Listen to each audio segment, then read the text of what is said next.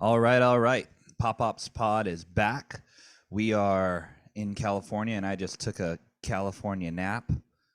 Um, so the answer to why I've been in group me for so much of the last 3 weeks, despite being on a honeymoon across the world and all that kind of stuff, is 100% the jet lag. Um, your boy is impossibly jet lagged. I didn't even know that jet lag could be this bad. But the first week that we were in Europe, and you'll have to forgive me because like I said, just woke up from a nap. Honestly, forgot that I said that I just took a nap. So my brain is all kinds of frazzled trying to wake up. You can see it, my eyes look scary. So anyway, first week of Europe, we probably went to bed at like 8 p.m., 7 p.m., then woke up at like 11 p.m., and then we were up until like 4 a.m., and then we took a nap until like 8 a.m., and then we walked around and then took a nap at like 2 p.m. It was literally just sleeping for like 4-hour blocks and then taking a nap for like a 2-hour block. And I hear that's not how you're supposed to do it, but that's how we did it. And that's probably why it felt like I was always awake, because I was always awake for chunks of the day. And also, when we were out, I didn't have any Wi-Fi, but when I was back at the hotel, I did have Wi-Fi. Or if I was at like a cafe or a bar or something like that, so of course I'm going to check up on the boys. You know me. Come on, ain't nothing going to stop that. Come on now. So I'm just going to get right into it because I have a gig that I have to leave for at 3:30 or so, and it's 2:30 right now. That nap really fucked me up. So we're just going to get as far as we can here, and we might have to save a few things for later, like the picks or whatever. Maybe I'll make those on next week's pod. But anyway, bad joke. So let's get it started. I started in Rome, and if you haven't been to Rome, it's incredible. There's a lot of history there. There's a lot of great cafes for you, Colin. The one thing that we were a little put off by is the food was not as great as advertised, in our opinion. I mean, being from California, I think we don't realize how spoiled we are with how good the food is around here, because everywhere we went, they're supposed to have amazing food. And we're kind of like, it just kind of tastes like California a little bit, or worse than California, which was crazy. Um, there was one like tiny dinner place that we went to that was amazing. It had like the perfect pasta you wanted, and meatballs were incredible. And I hugged the man. I didn't mean to hug the man, but I had like 4 whiskey, what are they called, old fashions, and he like put his arm around me like, oh, mi familia, da, da, you know, that Italian shit. And I was like, oh yeah, and I wrapped my arms around him, and Amber was giving me shit. He's like, she's like, why do you hug the man? Well, I hugged an Italian, and I like to think he hugged me back. He might have not hugged me back. I was a little drunk. But I really do enjoy the culture of Italy. I love that you can, have an espresso any time of day. There's cobblestone streets. You look to the left, and all of a sudden there's this 2,000-year-old structure underneath you, because, as you guys know, being in college people, that history is below our feet. So Rome is really interesting. They call it a lasagna of a city because it has these 2 very distinct layers. One is like the modern, layer, and then the other one is the ancient layer, which is, I guess, about 30, 40. Nah, that's too much. Probably like, actually probably like 30, 40 feet below is where everything kind of starts. So when you think about the Pantheon that was on like the tallest hill in ancient Rome, now it's like right there on surface level with everything else. I'll just hit myself with the microphone. Surface level with everything else. So I thought that was really cool, seeing ancient history everywhere you went. But as I'm sure Brad will attest, and Weaver, when you go to Europe, unless you're completely annoyed by Irish folk in Dublin, which I don't think you will be. Generally, they're very nice. You are going to be really annoyed by other Americans. That's what it's going to be. We were constantly annoyed by other Americans. The first place we went to, it was like we touched down, wandered around. We actually went to the wrong hotel because everything is like one Italian word different from each other. And we went to one hotel that was not the right one, so we ended up having, but our other hotel was like a mile away. So we ended up like pushing our bags up this hill, like our rolly bags. It was the same one that I brought to draft weekend, so you guys can visualize that a little bit. Up cobblestone streets, exhausted. And after that, we walked around, saw like, what's it called? The Forum, the Roman Forum. Just from atop because you can look down on it. And we went to this Italian place with this lady making pasta in the window. Turned out it was a total tourist trap, but that's okay. I never understood how people just stand there and like take pictures of people who are like clearly working, and when I guess that's what it's for, to draw people in. But taking pictures, it's a little bit like a zoo, right? Like you can't ask the giraffe if he can take its picture, but you can ask the street musician if he can take their photo, or the lady making pasta. But anyway, I digress. We get in there, and we have a probably pretty average Italian meal. I think you could probably find a very comparable Italian meal anywhere. Their noodles are very al dente. Let me put it that way. In Italy, they're all about the al dente, just a little firmness to it, maybe a little too firm for some. But there was this fat American couple next to us complaining the whole time. And I mean, this place was so packed, we're like rubbing elbows with them, so we can't help but hear them just complaining about the food the whole time, complaining about the wine. And they're like purposefully not finishing their food to kind of make a statement. People do that. And the guy walks by and he's like, "Oh, what's going on? You guys aren't gonna finish your food?" And then they have no humor in the situation. They're just looking at him like he's speaking like fucking Swahili or something. You could understand him perfectly, but they were pretending like they didn't understand his humor, didn't understand what was going on, being really rude. And Amber and I didn't like that. And so at the end, they're like, "Where's our check? Where's our check?" They're talking to each other. "Where's our check?" And then the lady like walks up and she asks for the check. And they're like, "Oh, you have to come up and pay for it." And they're like, "What? Okay." And they go up and pay for it. And they're just complaining the whole way out. And we were like, God, that couple was insufferable. What state do you think they were from? The leading candidates were Florida and Arizona. Maybe you guys can guess where those kind of people would be from. Texas was up there, but they had no sort of accent. And then it's time for us to get our check, and they bring it to the table, which I thought was hilarious because they picked up on this couple being so obnoxious that they refused to bring them the check. They made them come up and get it, but they were really nice to us, and they brought us the check. So that was one of my favorite and first experiences in Rome, is they don't really take too kindly to people being assholes over there. But if you're nice, they're really nice too.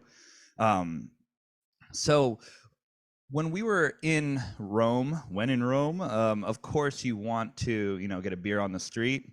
You check out Trevi Fountain, the Pantheon, the Colosseum, all that kind of stuff. And I'm not going to get too deep in the weeds with that stuff, but I will talk about our Colosseum experience because that was pretty amazing. We got tickets to go into the Colosseum, and there's a special ticket where you can go under the Colosseum and like actually be where the gladiators were like preparing to be lifted up on these like pulley systems. And I think it was 2 days, the day before we left, I got an email saying that the agent like canceled our ticket. So I was like frantically searching for tickets, and I bought the wrong one, and then there was this whole thing, and there were no options left to go in that awesome gladiator area. So the Viator, the booking company, they were trying to, make amends. So they're like, take this ticket, where you go to the Colosseum, and then you can go to the catacombs of San Callisto, the underground catacombs. And I was like, oh, well, that's like probably underneath the Colosseum, right? The catacombs, there's probably something underneath there. Why would they pair them together? We go to the Colosseum. It's amazing as you'd think it is. It's huge. It's much bigger than I thought it would be.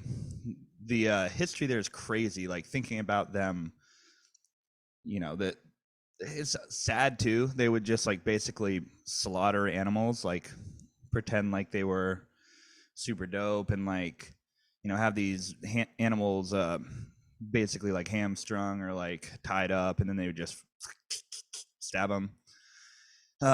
They would do crazy executions there where they would like it was basically like ancient theater, where it would be like a play of like some ancient Greek tragedy or Roman tragedy. I mean, the Romans stole all their gods from the Greeks, so it's essentially the same. So they would have this condemned person like acting out this whole thing, and then they'd like set him on fire in the end. It's like fucking gnarly. But it's huge. I got to walk through like the gate that the actual gladiators walk through into the Colosseum, and you look, it's like kind of walking on the field, I guess, at like O'Malley in Las Vegas. And it's definitely awe-inspiring. But by that point, Amber was like really exhausted, so she decided to go back to the hotel before the catacombs. I hopped in a cab after taking her mostly back to the hotel. And I went back to the Colosseum thinking that's where it was, but I couldn't really figure out where the catacombs were. So I went to a cafe, drank a shot of whiskey to use their Wi-Fi basically, and found that it was actually like a 20-minute taxi ride away. It's like, well, that's fucking weird. Hop in a taxi, get there barely in time for my tour. And let me tell you, this thing was insane. I'm gonna my patented trademark screen share.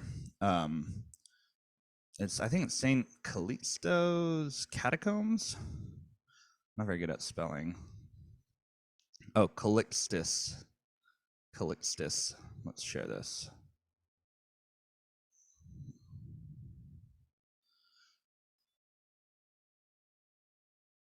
Hopefully this is sharing, because I can't really verify it on my side. Let me try one more time, just because this is very frustrating. In fact, you know what? Let me do this. Let me take off my other screen. Makes it a lot easier to see what's going on. All right. Here we go. And then I can make myself bigger so you guys can still see me chatting. All right. So here's some images. So here it is. This is like what you picture here, this kind of stuff, right? Each one of these is like a burial place where they put the original Christians when it still wasn't chic to be a Christian. They stuff them in these things. And if you can pay a lot of money, then you can be in a cool one like this with your whole family.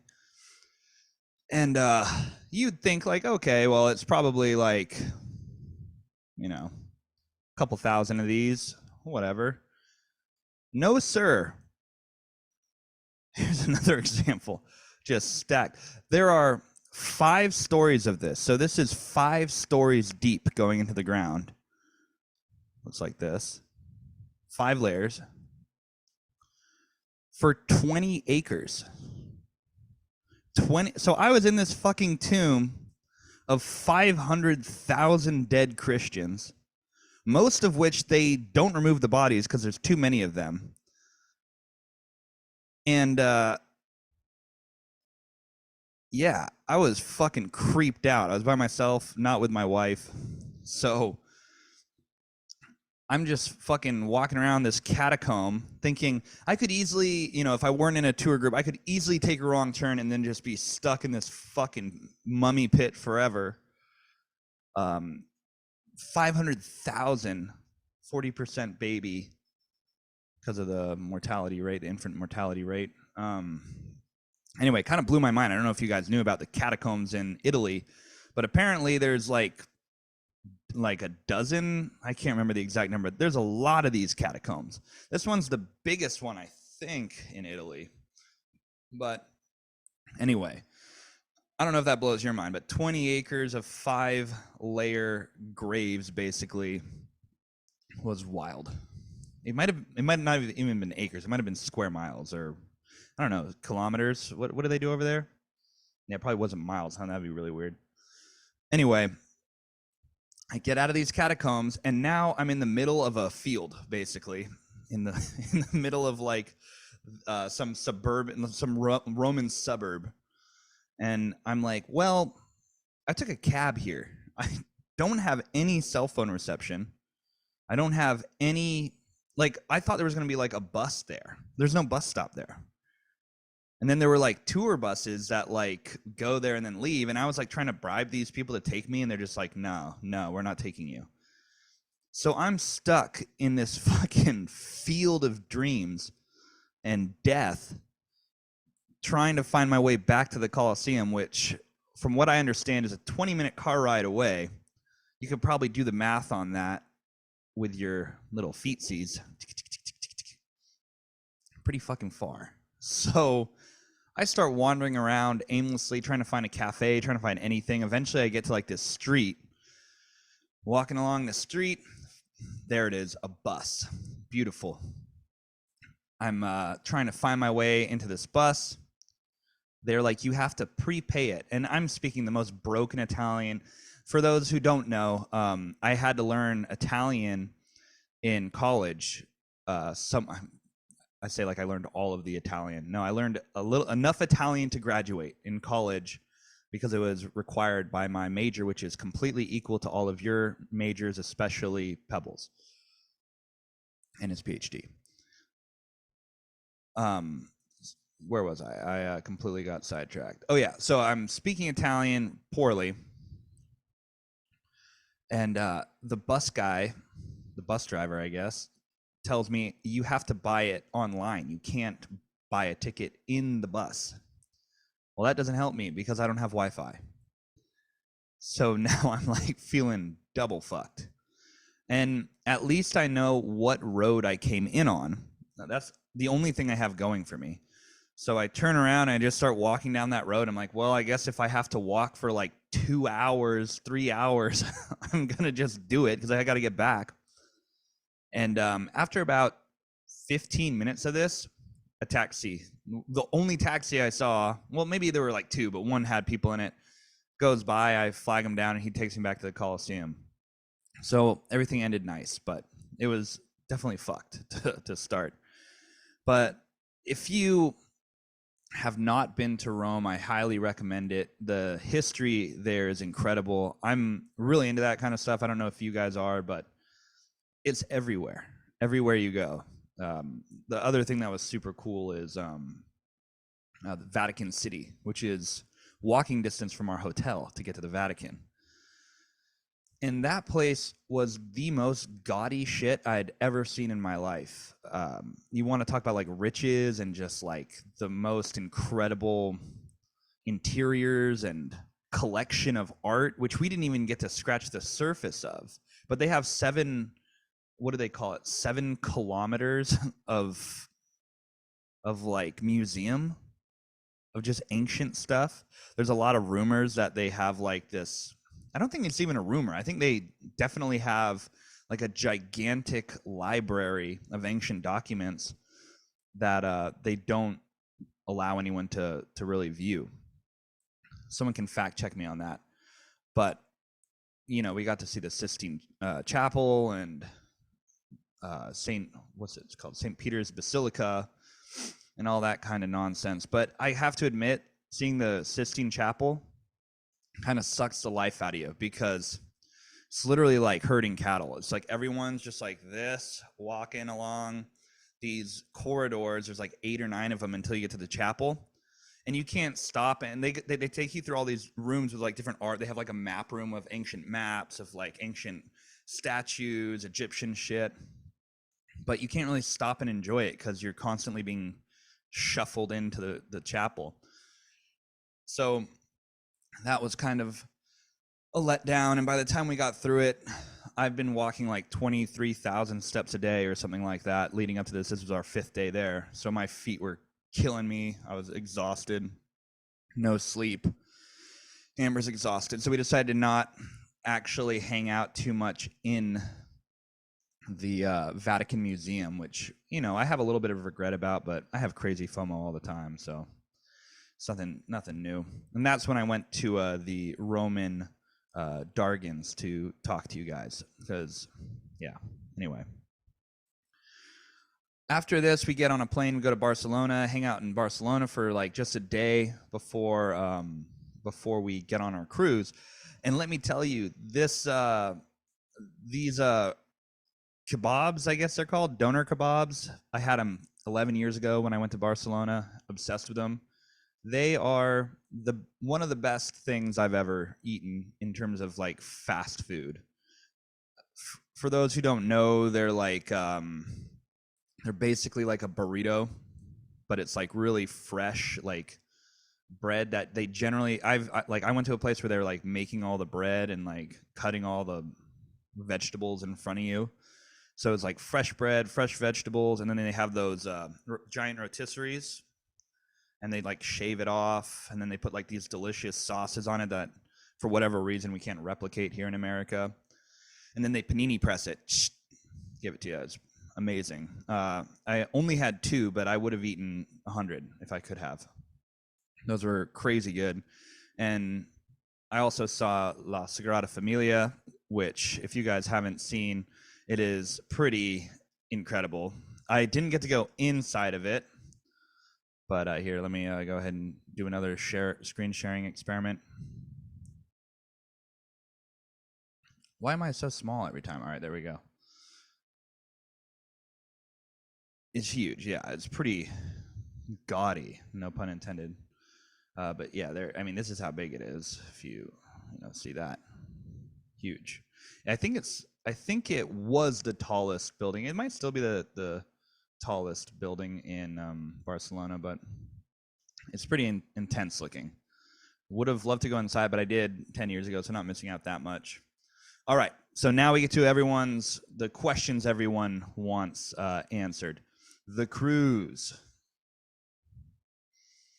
I didn't know if I was going to be a cruise person before I went on this boat, and it was a massive boat, and apparently one of the most luxurious cruise liners. And of course, I'm like juxtaposing our experience with like the Titanics of past, not like the crashing and falling into the ocean and drowning and dying, but the like experience of being on a cruise.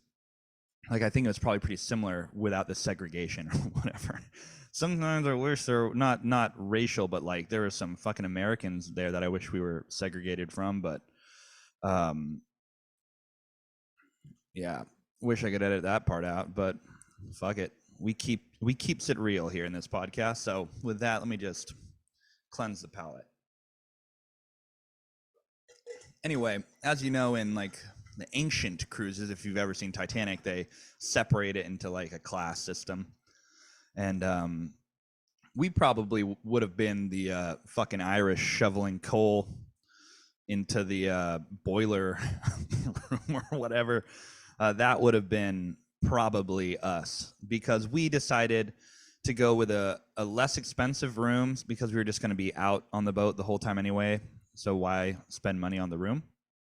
And there were some highlights, and I'm going to get through this as quick as I can, I guess. And maybe if you guys have more questions about it, I'll touch on it later at another time, because I'm a little pressed for time here with the whole having to leave soon thing. So the thing about cruises, they have a ton of restaurants, everything's free, but you have to pay for the alcohol. So of course, Papa was paying for a lot of alcohol. What else do you do on a cruise? There's a lot of activities that you can go to and you sign up for on the app, which was complete trash, but everyone knows that about Virgin Voyages apparently. The app is completely trash. Didn't work on my phone.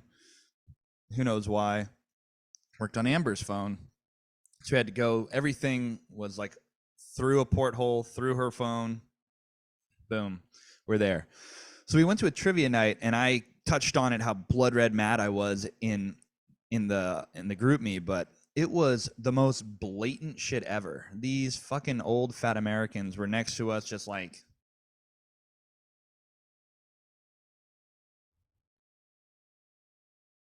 trombones or whatever the answer was, and it was infuriating because after every round they would submit their score and they had like basically a perfect score except for one time when they probably fucked up a Google search, and they won every prize, spun the wheel without fucking shame. Just, it's like, what did they think this was? They thought everyone was Googling the answer and they were just getting the most right. So I, mentioned, like, I wish I had said, crazy how good the Wi-Fi works down here, but my wife would not allow me to do that and make a scene. But as you guys know, that boiled my blood, and I probably talked about it for like 2 days after it happened. I was just like, I can't believe people are cheating in karaoke. So the end of the night, they like won drinks or whatever, and they pawned it off on some group next to them because they weren't even drinking. They were sober cheating in trivia for no prize but alcohol. I don't understand what the motive is. You're not winning $100. You're not winning like anything that you can enjoy. And all you're doing is sucking the life out of the entire room. Just shaking my damn head. So that was the story of the fat American cheaters, just shamelessly on their phone. And the couple next to them was also cheating too. They were also Americans. Very frustrating to see. But they weren't cheating as blatantly. They would like guess the ones that they thought that they knew. And then if they didn't know it, they would Google it and then put the answer down. So they did really well too, but not as well as the team that just straight up went for it every time. Anyway, I'll get off that. Right after that, we went to karaoke. And I'm a fan of karaoke, but I like going to karaoke and singing songs that I don't necessarily think that I do great. I like enjoy singing them, but they're not like something that I would, pick out as like my audition for American Idol or whatever. They're just songs that I enjoy, and I think that they're fun, and I think that people will have fun hearing them. You'll have fun singing them. But not everyone at this karaoke was of that state of mind. This was by far the gayest karaoke I've ever been to in my life, and I mean that quite literally.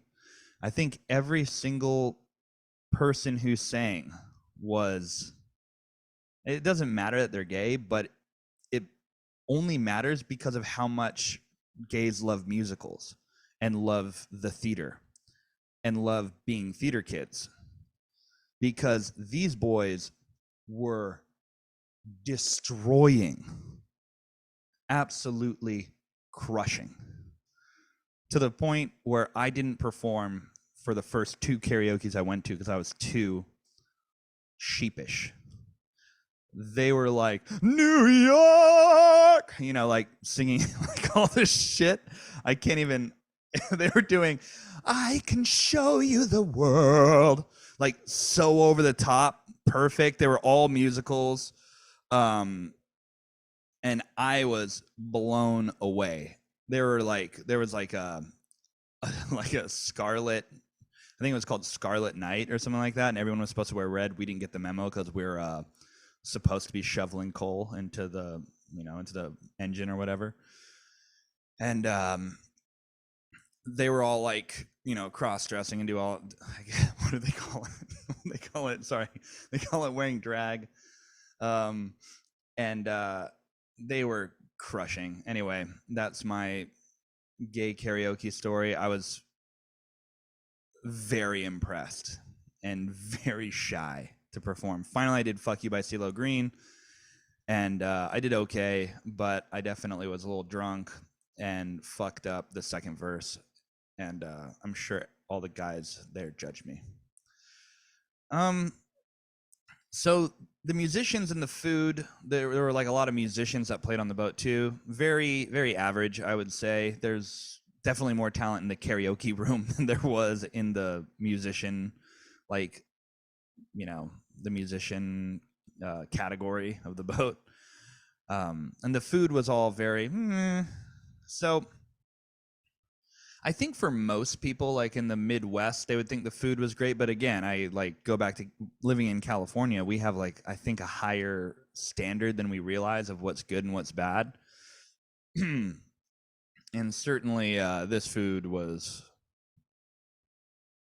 it was good. Nothing to write home about it. Kind of was like fast food almost at times. There was maybe one restaurant that we went to that was like really good, but it was like a steakhouse type place. But other than that, it was like, and the musicians were kind of like, the drinks were, But the more I was on the boat, the more I really enjoyed it. Everything was just like catered to you. You could go to any bar at any time. You could get ice cream, juice. You get any food you want, from pizza to burgers to tacos to sushi, anytime you want. You could hang out in the pool, you go work out. But the best part about it is you wake up every day and you're in a different location in the world.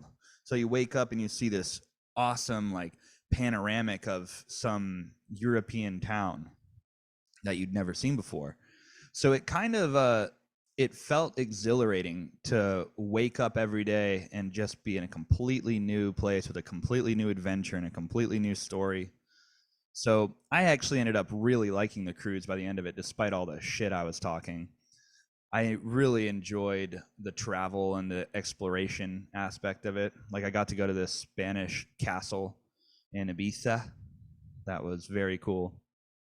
And all in all, I would highly recommend a cruise. I think they're very fun. It was very affordable. With all the alcohol that we ended up buying, it was probably close to like, I don't know, like $3,000, something like that, for a 5-night cruise, with all the food included, entertainment included, and obviously travel to like 5 different cities. So very cool.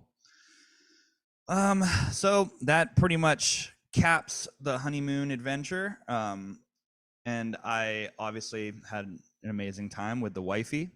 I think that goes without saying. Everything was peachy and beautiful. Loved every minute of it. Watched The Green Knight, which is a very confusing movie, but had a wonderful time. Definitely recommend ancient Rome. Probably my favorite city I've been to. Honestly, I loved it. All right. So next segment here, we're going to thank the They Them podcast for shedding light on so many different things, like how disc golf discs fly,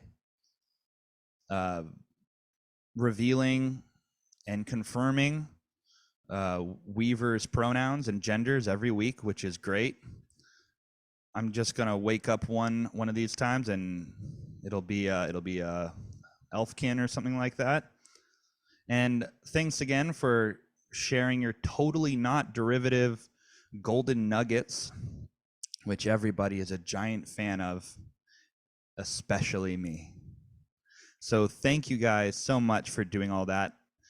In addition to the totally not derivative screen sharing that Weaver decided to do, which brings me to maybe my favorite thing, which was Weaver's jingle, which was fucking amazing. Here, let me listen to it. Here we go. We are the people, and this is our podcast. I wrote a jingle because of Cook Man. There was a battle between the smug man and the one true smuggy did stand up. Wish he had pants, because now I'm feeling cunt. That's my favorite part. We are the people, and this is our podcast. That was amazing. So thank you, Weaver, for writing that jingle. If I could get my fucking Pro Tools to work again, I wanted to write like I wanted to record like at least a guitar part to go along with it. or a beat to it or something like that. I think it would be so funny. Or like, I think Curtis could do a really fun electronic song to it if he has the energy to. Maybe he won't, maybe he will, but I thought that was amazing. Good job, Weaver, and good job, Colin. And of course, you know, I've been making these memes, and that was one that I was very proud of, was the one with Colin and Charlie together. Or is it here? It is. Right, this one. Gotta love that. That's how you screen share right there. So stupid.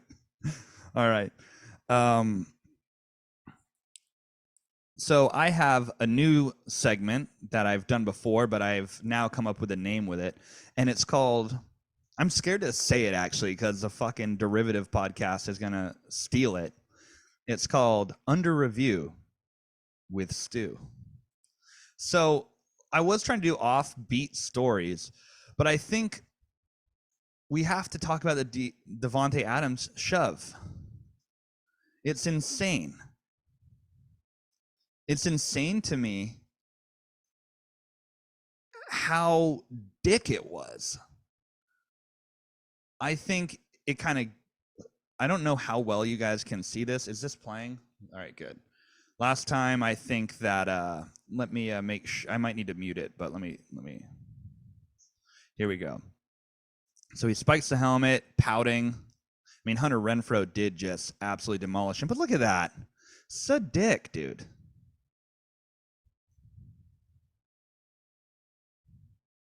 Shove. That guy was just trying to do his fucking job, dude. Just so rude, man. I know that Davante is mad, but look at this. He saw him coming the whole way. The guy, obviously, I mean, there's a lot of stuff going on. But if you kind of go back here, there's one guy who has the, let me go ahead and try to do my best John Madden here. There's one guy who has the vision, right? One man. Where's this guy's vision? This guy's blue. He's trying to get over here. He just got T-boned. Is he running the red? One could argue that maybe he shouldn't have been there, right? But how hard is it to just go around the guy? I get that you're pissed. You can smash your helmet. You can want to beat up Hunter. You can be frustrated. Definitely, I think it also compounded his frustration that he did have the first down, and then they put it under review and called it back, which I thought was a good call. Although I'd be really depressed if I were a Raider fan, because you want that call to stand, because it would have been a win, probably. But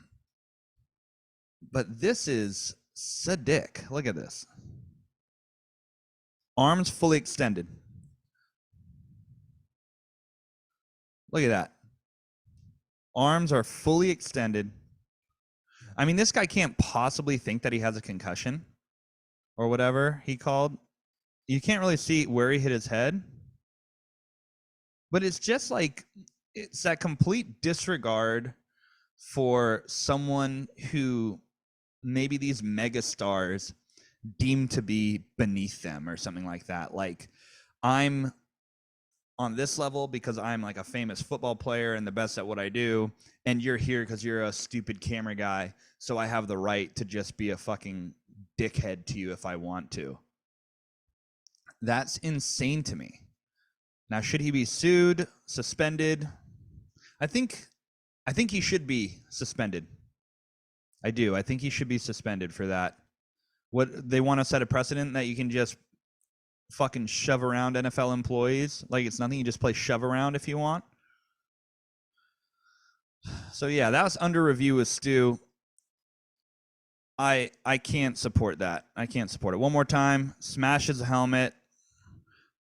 Look at Hunter. What are we doing, dude?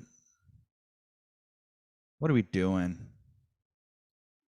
He's so mad. Full shove.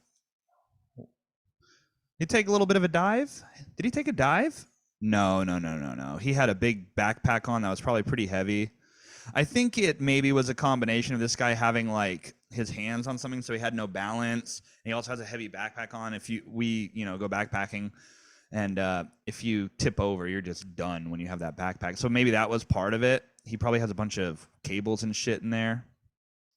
But yeah, that was super dick. Super dick.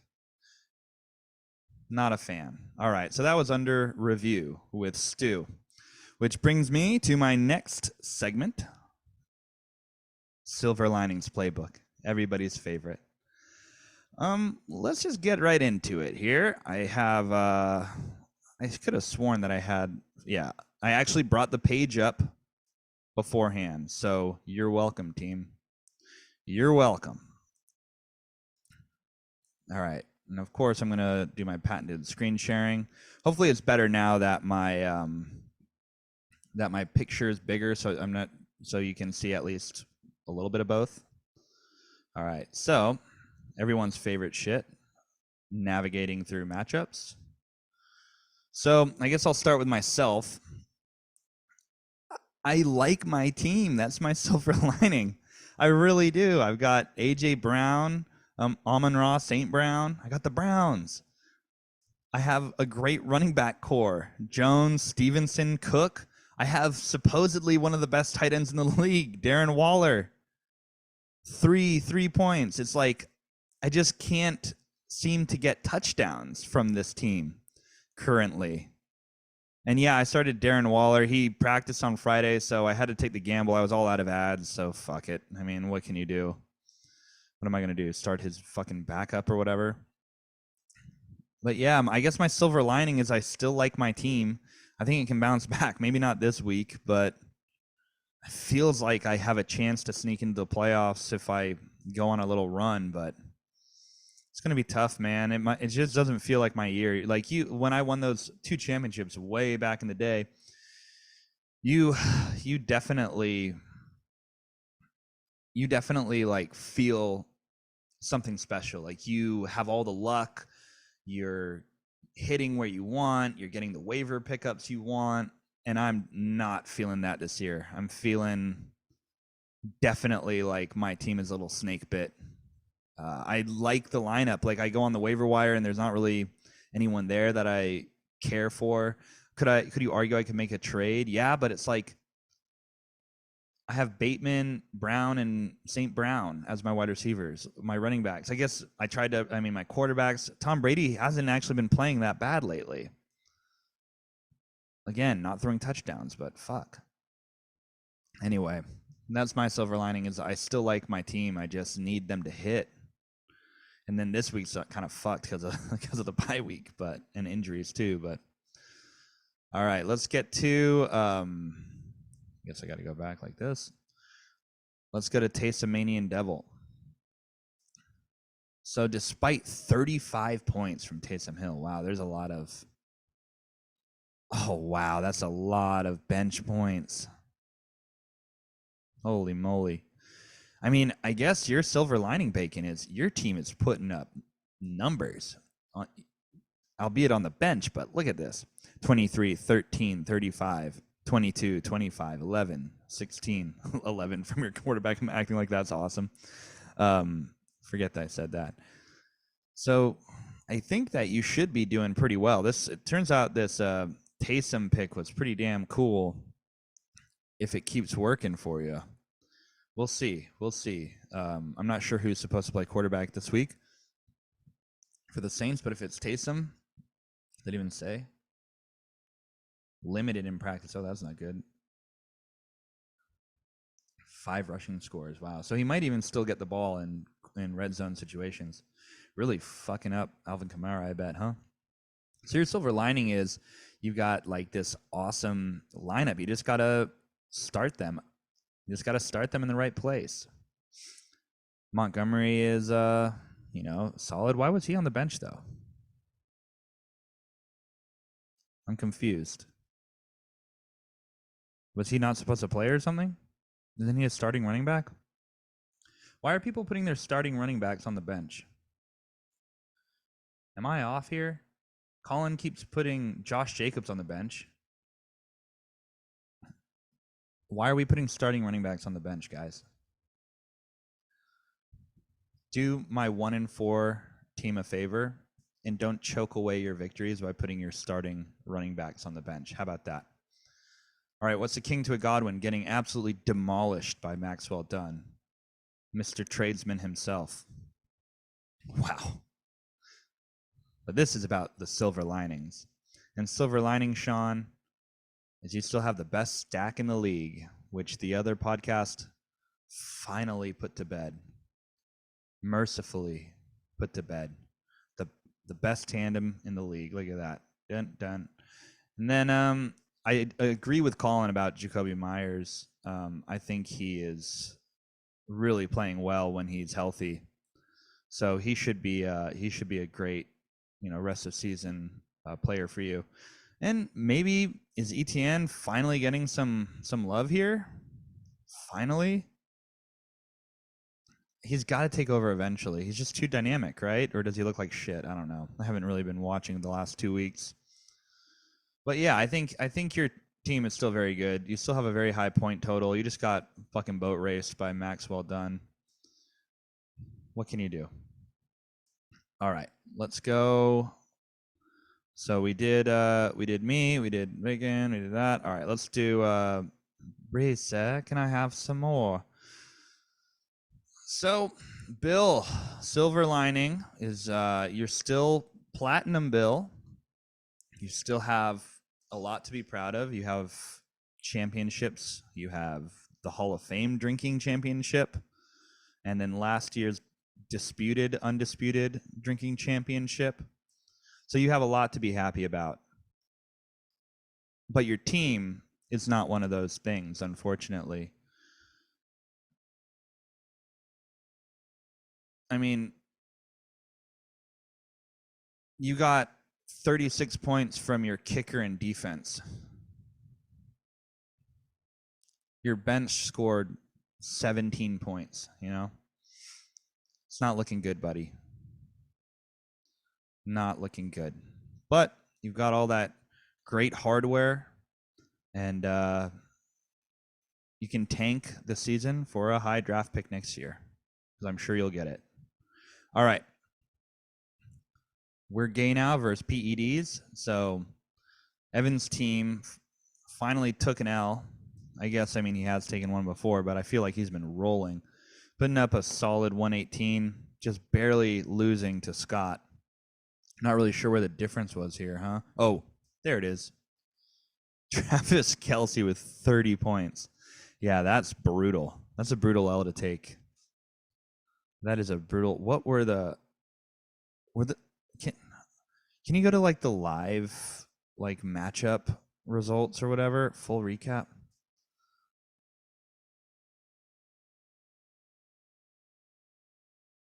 Okay. So it was just oh wow. Yeah. Wow, what a comeback. Holy moly. It wasn't that bad, but 30 points from Kelce is unprecedented. When he has Patrick Mahomes going, oh no. It was basically Patrick Mahomes versus Kelce. Anyone else? Oh, and Scantling? Wow. That's a tough L. You think you got to be good with an 8-point lead and Mahomes going up against Scantling and Kelce? Got to feel good about that. No, he stole that one. Bummer, dude. Anyway, your silver lining is you're still in a good spot. You're still in playoff contention. With this, rainbow flag and this name going on, you could probably play a supporting role in any new Netflix film that you want to. They'll shoehorn you in there. So congratulations on that. And yeah, I think that you're going to be fine. All right. Now, everyone's favorite, Cuck Me Black. So many connotations to that. So many connotations. That's black tide, right, Brad? Not any kind of search that you might do on an adult website, I hope. Although, if that's your thing, more power to you, buddy. I like how you have a black helmet with B on it. I like that. Yeah, I mean, how's Lazard doing? How's my? Oh God, I shouldn't have traded him. What the fuck was I doing? He's doing great. Damn it. Yeah. Well, at least you got Lazard. You got Lazard. You've got this whole cuck thing going for you, which was great. Weaver wrote a jingle for you. You got to listen to my wonderful stories about Rome and Europe. So congratulations, bud. That's your silver lining. You still got a lot to be happy about despite this fantasy performance. And also, I'm right there with you, dude. I'm right there with you, hanging out in the fucking cellar. And I'll probably see you in the Sacco game. So when I see you there, I'm hoping that you get cucked because I don't want that hardware, although it would complete my collection. All right. So I guess, honestly, I'm going to have to do my picks without any kind of like, I have to go back to what Bill said and just like pick without any kind of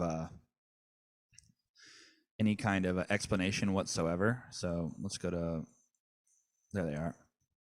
All right. So I'm obviously going to take, this is for whiskey, not for pride. So I'm going to pick Colin here. He just has the better roster. A little bit of an explanation, but there you go. Next one, the mid-season shuffle. All right, I like that. I like that, Pubs. Talking about the trades. Cool, cool, cool. Against Bill, I just, dogged Bill. And yeah. I think that's a big question. Is he injured or what?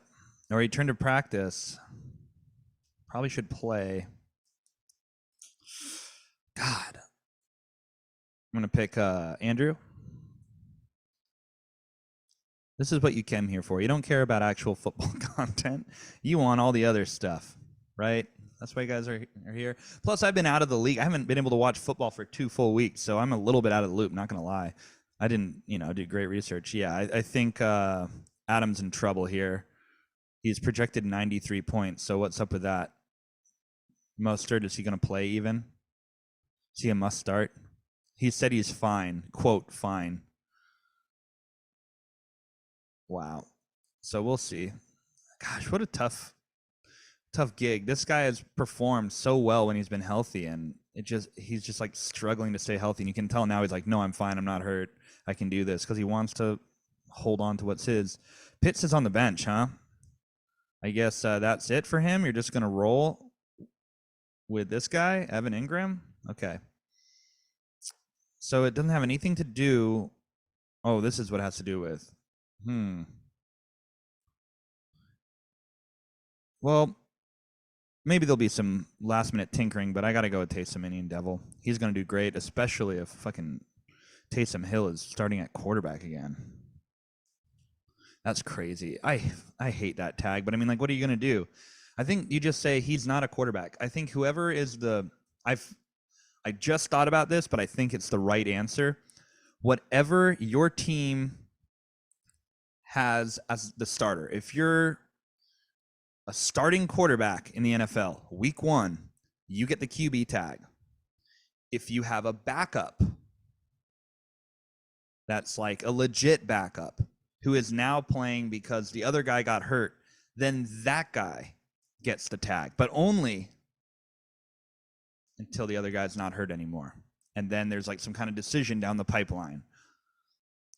But I guess I would still but then they would change Taysom Hill back to quarterback rather than tight end, according to the rules that I would say. But he would start the year as a tight end, and then once he became a quarterback, he's a quarterback, not a tight end, because he's not playing the position of tight end. It's ridiculous. It's a loophole. But yeah, I got Tyler Bacon. What's the King do? Godwin versus Cuck Me Black. I think this one is pretty self-explanatory.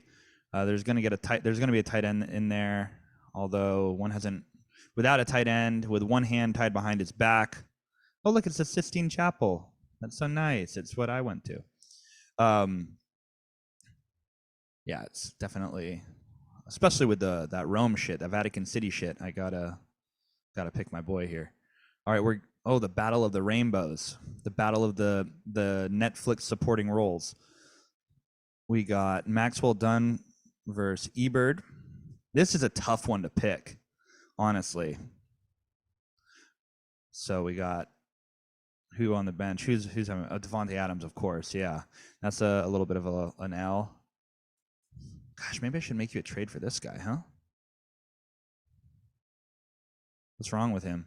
Anyway, it looks like Max is a little bit more stacked, but I do really like. I actually really agree with Colin about Patrick Mahomes. I think he's gonna have a rough go in Buffalo. I did watch Monday Night Football, and he was getting destroyed by Max Crosby and the Raiders defensive line. He was getting pressured like crazy. They had no answer, and Buffalo is going to bring it too. So I think I'm going to fade that point total. But I think Christian McCaffrey's going to get stuffed. He might, do his typical like 50 yards and a touchdown with like 7 receptions. So that could definitely lead there. I think I have to go with Evan, even though I'm a little unsure about this Mahomes start. I mean, of course you have to start him. I'm not questioning that, but I don't know if it's going to be fruitful. All right, and finally, Born Again Virgins, a shocking 4-1. Shocking 4-1. How many fucking points do you have, dude? Points 4. So I can't. I guess I. What are power rankings?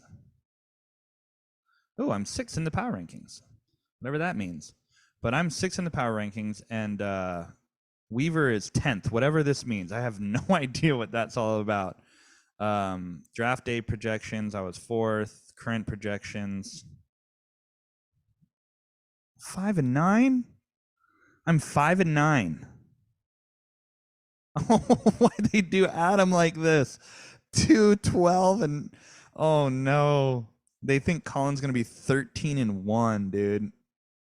That would be, I think that would be a record. No, would that be a regular season record?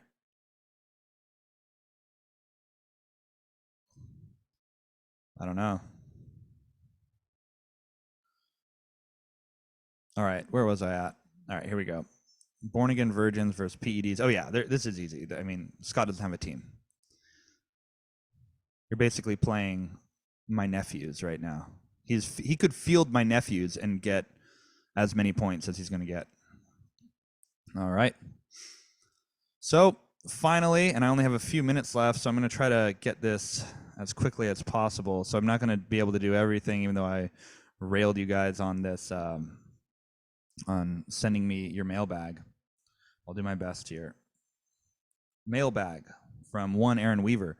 What is your strategy when thinking about trades? Do you actively seek them or wait for offers? So in years past, I've actively sought them. This year, with my 2-week extravaganza and not really being able to watch football, I haven't really sought trades too much. I think it's important to seek trades, and I'm definitely thinking about it in the future.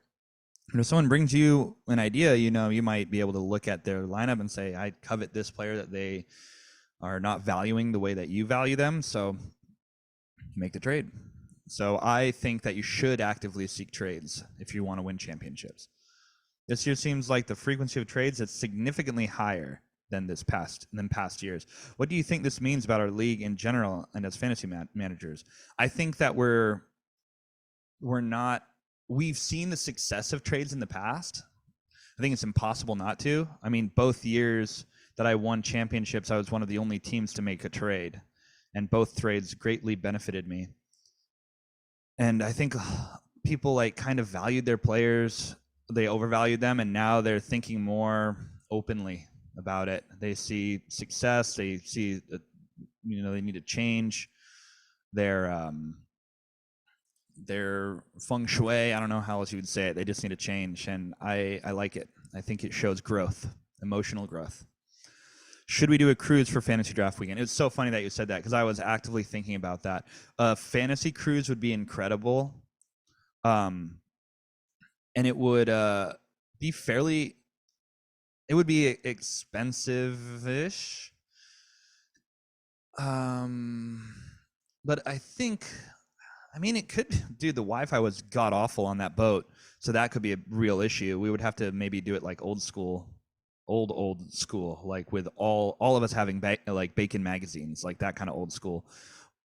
Um, but it would be so much fun. We would get into so much trouble though. It would be we'd be very drunk. I would not poo-poo that idea though. I think it could be really fun. All right. Now from Colin, one young Colin from San Diego, California. Give one hypothetical trade for each 1-4 team that would improve their roster. Oh God. Will I be able to do this in time? So who are the 1-4 teams? I can't really get into specifics here, unfortunately. I might have to save this one. Yeah, I think I'm going to actually save this one because I have to leave in like 5 minutes. So unfortunately, I have to. I'll take that one next week. But my knee-jerk reaction to the trades that did take place, I think that Weaver needed to make a change. He's so fortunate to be 4-1. So he wanted to shake things up, and he did.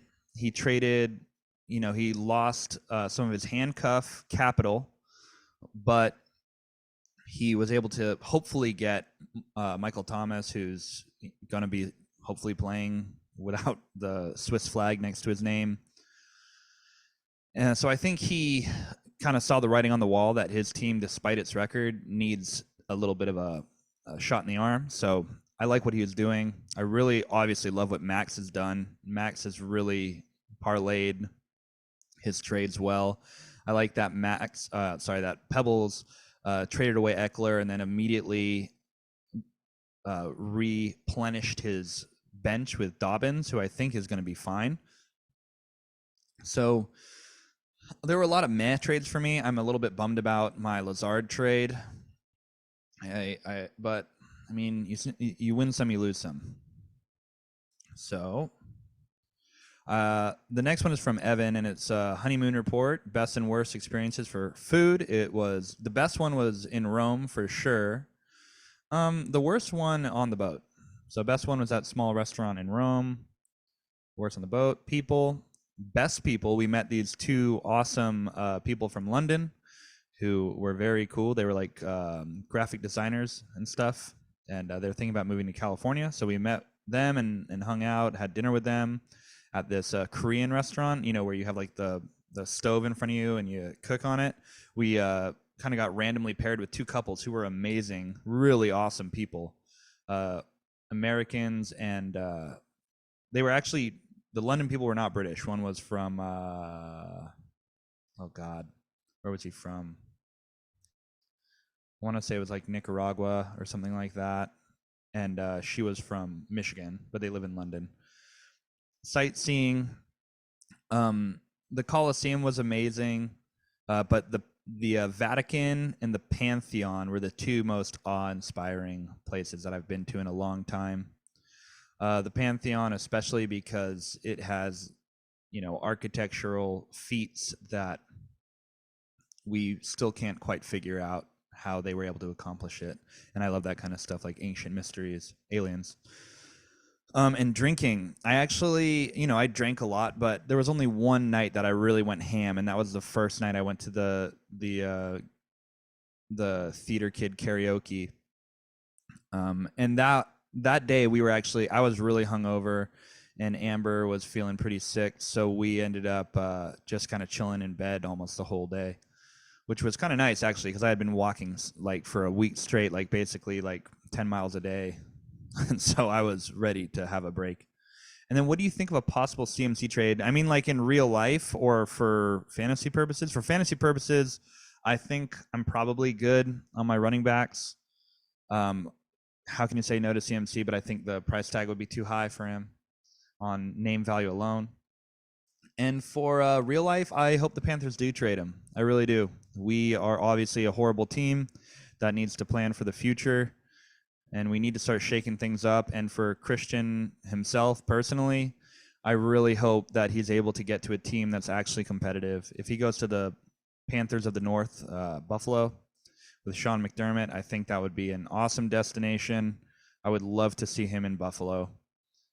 And I would root for the Bills this year if he went to Buffalo for sure. The Panthers are a dumpster fire. So there you go. And I'm pretty sure I didn't receive any other ones. I'm sorry if I missed it, but that pretty much wraps up this this version of Pop Ops Pod. And I will go ahead and catch y'all later. And yeah, peace. Wait, let me stop the recording first in case.